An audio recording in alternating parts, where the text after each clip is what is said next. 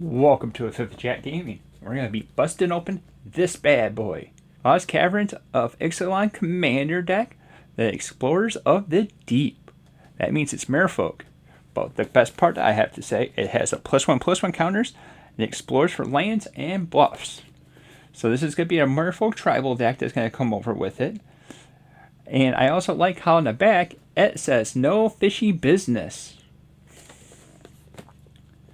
So in this box, it's going to include a few things. But instead of just writing them off, let's go through it. Let's see if we can get this famous one rip and done. Yeah, buddy. Brine and Punishment. Interesting. Pull it out. Don't want to need that. The sleeve stuff. So after we pull it out of the box, we have this kind of a setup. Have a sleeve that includes a few things. Inside that sleeve is a deck box with the main commander that's on the front of it. Inside the deck box is a little life counter wheel that you can end up having. And then you also get a sample of a collector booster. We'll save that for the end. And then, of course, come over, hit the slides. You get your commander deck. How to play. So if you're just getting into it and this is your first product, this will show you how to play and what's inside the deck. And this one has a few little things that you can punch out for counters. So, in the meantime, let's switch our camera over to the pat camera and be able to show you what's inside. So we have the deck that's going to be in the little plastic here. Find that little tail. I know you're right there. There we go. So one of the cards that you get in that little pack is popular Magic formats. On the other side, it goes through the different things that you can do on your turn. And then we have a whole bunch of tokens. So I'll show you the other, or the one side, and then we'll also go through it, but it's all merfolk on the other side. So we have a bird, a beast, a frog, a boar, a boar, a boar. Am I boring you with the details today? Because I have another boar. A map, a copy, and another copy. Copy that. And then, like I said, there's merfolk that's over on the other side. So we have some of the regular 1/1 merfolk. And then we have the merfolk that have hexproof. You normally get 2 cards that's foil with each commander deck.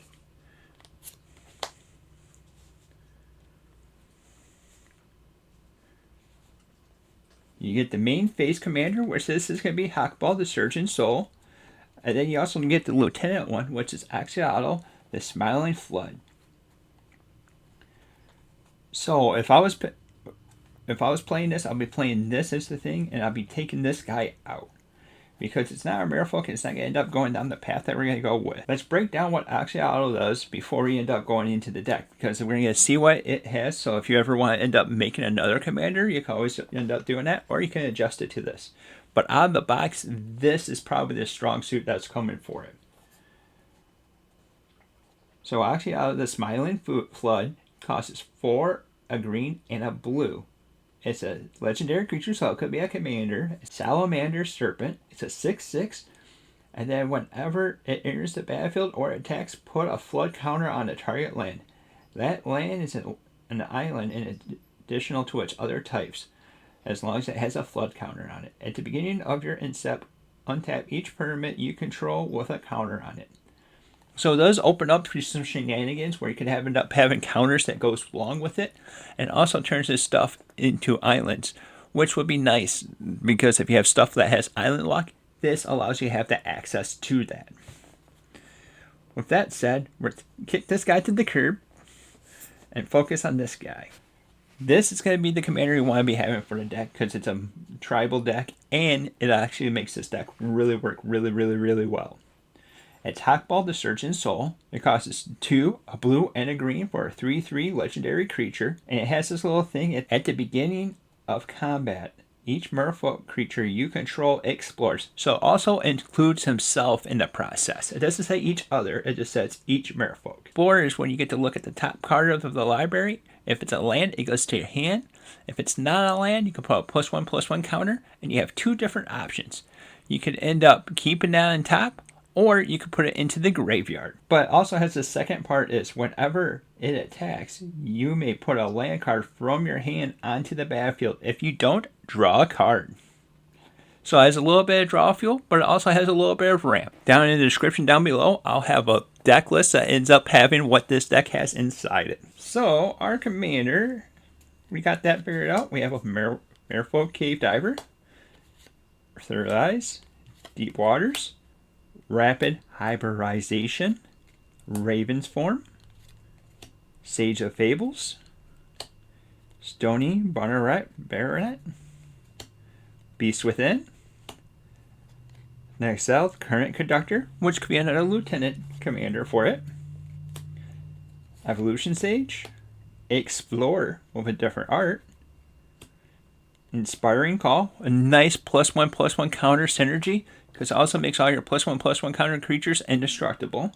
Won a couple games with that with Bears. Gadamus Reach, Growth Spiral, Karo's Follower, Merfolk Mistbinder, Merfolk Skydiver, Tatiova, Bithic Druid,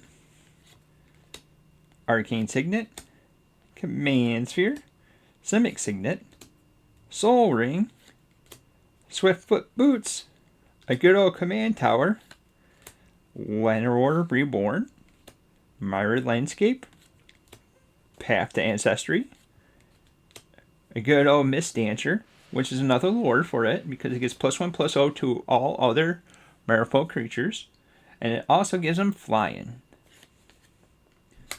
Ripples of Potential, Wave Goodbye,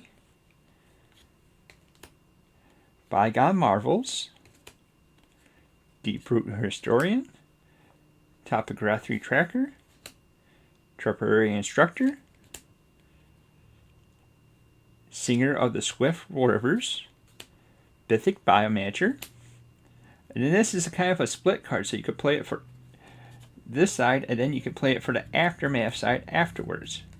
So you could play it for the commit side, and then after you get done, you have access to be able to play it for the Aftermath. You cast this card only from your graveyard, then you exile. Each player shuffles his or her hand into their library, and then draws 7 cards. Corham Commander also could become another lord for the deck.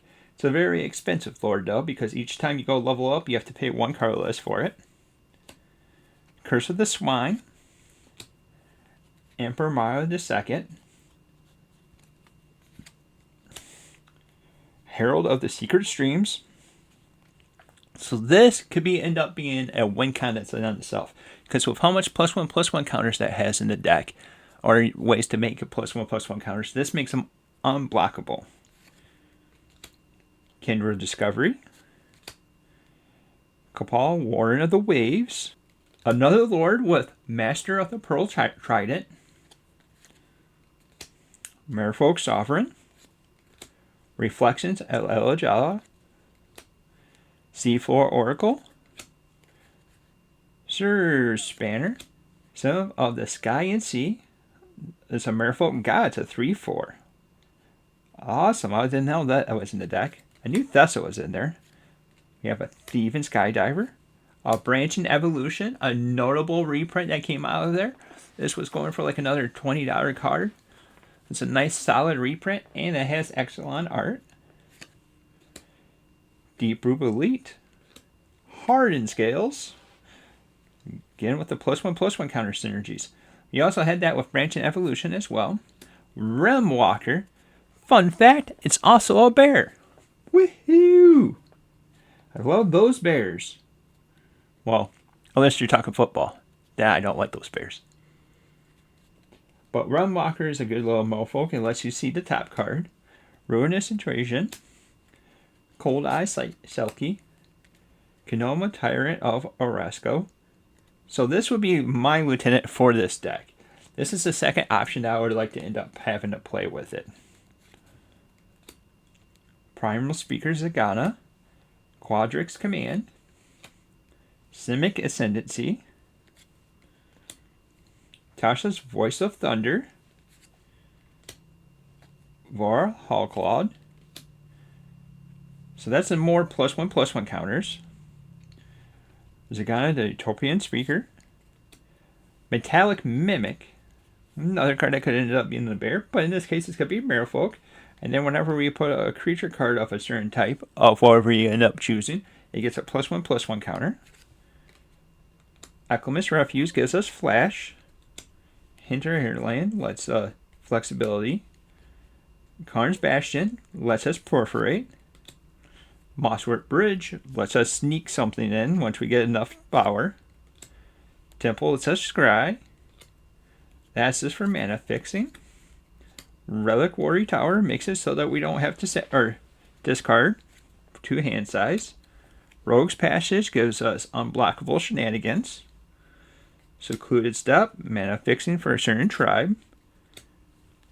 Simic Growth Chamber is a bounce line. Allows it over, tap for 2 mana. Temple of the False God. Unclaimed Territory is another mana fixture. And then we have 1, 2, 3, 4, 5, 6, 7 forests. 1, 2, 3, 4, 5, 6, 7, 8, 9, 10, 11, 12, 13 islands.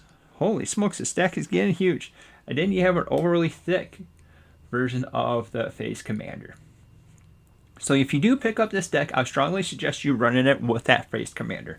This is one of those times where the Phase Commander is going to be the best for the deck, especially out of the box. It's a solid deck right off the get-go. And as promised, we're going to take this, the Lost Caverns of Ixalan Collector Booster Sample Pack, crack her open, and be able to see what's inside. Kind of a fun experience because you end up, it feels like that you end up opening up the pack along with it. All right, there's more where that came from. Okay, I hope so. We have a Warden of the Inner Skies. Oh man, I have tons of these guys, but that's okay. It's another commander that can end up building. It could be a black red, so that's a Rakdos coloring. It is Zawa Lava Tongue. It's a Goblin Warlock, Death Touch. At the beginning of your end step, if you descended this turn, each opponent may discard a card or sacrifice a permanent. This creature does 3 damage to each opponent who didn't. Interesting. So that's what you can end up expecting to get out of any kind of an EDH pack or any of the pre-constructed commander decks that they have. This was Explorers of the Deep, the Lost Caverns of Ixalan commander deck. This shows you exactly what you can expect that you get inside. And it's important to say, like, if I was running this, Heckball would be the person to end up picking for it. So, which is the Phase Commander. It's a nice solid deck out of the box, and it builds really well with that. Axial, the Smiling Flood, is a second place card, I would end up saying. I would say that kind of takes a little bit more having to build around to. I feel like this card out of the box isn't as strong. So if you're trying to be more player friendly, I guess this would be the right way to go. But if you wanted to play the deck at its best ability, run Heckball. Heckball out of the box is the go-to commander for this pre-con. And without further ado, let us know what you think down in the comments down below. Thank you for watching, and until next time, we'll see you later.